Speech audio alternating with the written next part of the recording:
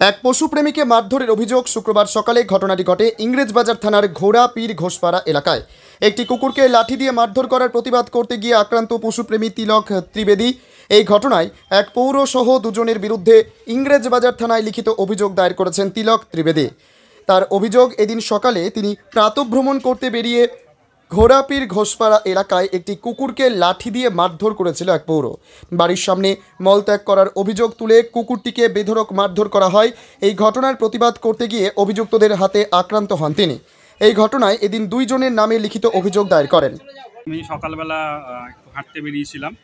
তো হাঁটতে গিয়ে ওই ঘোড়াপীরের দিকে নেতাজি পার্ক, ওখানে দেখি একটা কুকুরকে একটা লোক একটু বয়স্ক 55 বছর বয়স হবে, উনি বেধড়ক মারছে। আমি জিজ্ঞেস করলাম, আপনি মারছেন কেন?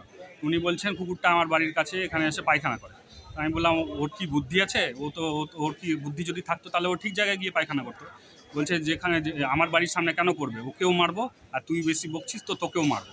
আমি বললাম, মেরে দেখান বলতেই ও যে বাটাম দিয়ে কুকুরটাকে মারছিল ওই বাটাম দিয়ে আমার পায়ে মেরেছে। হ্যাঁ, তারপরে আমাকে ওর ছেলে এসে বেধড়ক মার মেরেছে। আমার এখানে কপালে এখানে লেগেছে, প্লাস পায়েও লেগেছে, আর নিচে ফেলে দিয়ে আমাকে বেধড়ক মার মেরেছে। তো এটাই আমার বক্তব্য। যে থানায় জানিয়েছেন? হ্যাঁ, আমি থানায় জানিয়েছি, থানাতে আমি এফআইআর করেছি। তো ওনারা বলেছেন আমরা অতি শীঘ্রই এই ব্যাপারে অ্যাকশন নেব।